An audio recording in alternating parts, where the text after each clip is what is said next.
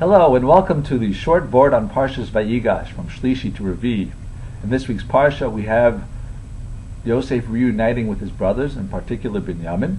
And in Parak Memhei Pasuk Yudalet, the Pasuk says, "Vayipol al tzavrei Binyamin achiv vayek," and Yosef, he cried on the neck of his brother Binyamin, and Binyamin bacha al tzavarav, and Binyamin cried on Yosef's neck.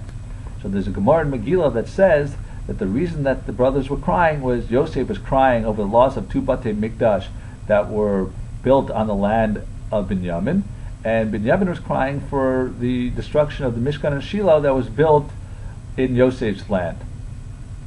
Now the question is, why don't we use the simple pshat that they were very happy, and that's why they cried, that these were tears of joy. So Reb Shimon Schwab in Sefer Mayan Beis HaShoeva brings down from Rav Mordechai Pergamansky, who explains midrashically that where do tears of joy come from? Why do we cry when we're so happy? Crying is for sadness. Laughing is for joy. So he explains that when the Beis Hamikdash was built, Hashem chose to dwell in the land, and with it he brought down the source of simcha, the source of joy. So it was easy to be happy during the time of the Batei Mikdash.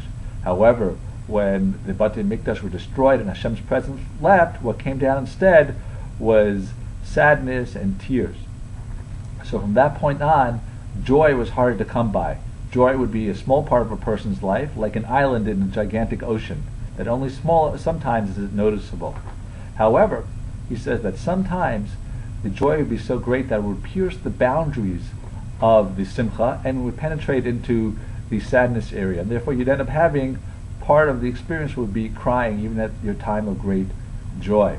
So now this would make some sense when you think about these two brothers, that they were crying about in their time of joy, because in the future they realized that there would be destruction of the Beis Hamikdash, which would also make it harder to cry. So we get that lesson kind of in a circle, that the joy is mixed with tears in the destruction of the Batei Mikdash.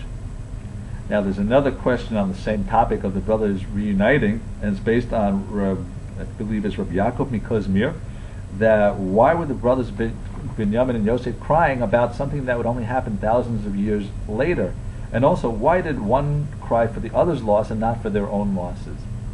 So what the brothers realized is that the reason they were separated for so long was because of the other brothers hating Yosef so much, having sinas chinam, empty and for no reason hatred.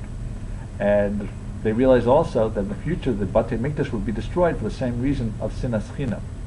So how can they recognize sinas chinam? The cure for that is avas chinam, and part of that is having empathy for others. So these two brothers, when they saw the loss of the Batei Mikdash in Binyamin and the Mishkan in Yosef, they wanted to show lessons for future generations that you have to have empathy for the other ones. And the Rav says that Binyamin would have even been happier that even though his Beis Hamikdash was predicated on the first destruction of the Mishkan, he would have been happier if the destruction never happened, never caused sorrow to Yosef. That was his ahavas chinam.